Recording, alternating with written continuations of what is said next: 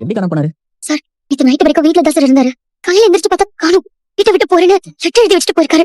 அந்த லெட்டர் வச்சிருக்கீங்களா? இருக்கு சார். கொடுங்க. நாங்க நேத்து வீட்டுல என்ன நடந்தது? என்னமா வீட்டுல இருக்க ஒருத்தர் பாத்துட்டு இருக்கீங்க? என்ன நடந்துச்சுன்னு மறைக்காம என்கிட்ட சொன்னாதான் ஃபர்தரா என்னால ஆக்ஷன் எடுக்க முடியும். அண்ணனுக்கு ரொம்ப நாளா கல்யாணம் பண்ணணும்னு பொண்ணு பார்த்துட்டு இருந்தோம். எதுவும் சரியா அமையல. நேத்து ஒரு அலைன்ஸ் பார்த்தோம் சார். அந்த பொண்ணு வீட்ல இருந்து வீட்டுக்கு வந்திருந்தாங்க. அண்ணனோட ஜாதகத்தை ஒரு ஜோசியர் அண்ணகிட்ட சிரிச்சு பேசி சமாதானம் பண்ணுவாங்க.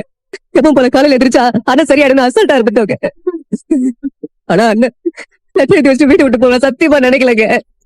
இந்த முதல்ல நடக்கும் தெரிஞ்சிருந்தா ராத்திரி முழுக்க தூங்காம அண்ணனே பாத்துட்டு இருப்பாங்க. இப்ப சொல்ற மாதிரி அண்ணன் மட்டும் தப்பான முடிவு எடுத்துச்சுன்னா என்னால சத்தியமா உயிர் வாழவே முடியாதுங்க. உயிர் வாழவே முடியாதுங்க.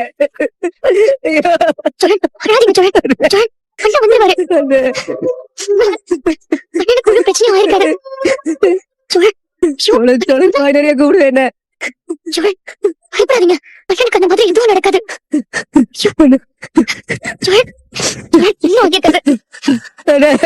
எதுவும் ஆகிருக்காது ஆகிருக்காது.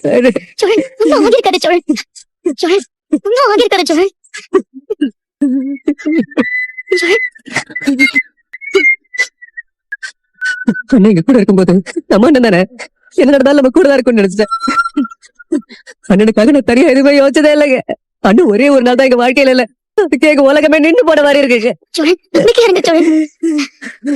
இப்ப கண்ணுக்கு எதுவுமே தெரியலங்க. எங்க நிக்கிற, என்ன நடக்குது, இது ராத்திரியா பகலான்னு எதுவுமே தெரியாம அப்படியே போயிட்டே முடிச்ச மாதிரி இருக்குங்க. எங்களுக்கு அண்ணன் தாங்க அந்த வீடு, அண்ணன் இருக்கிறதால அந்த வீடு வீடாவே இருக்கு.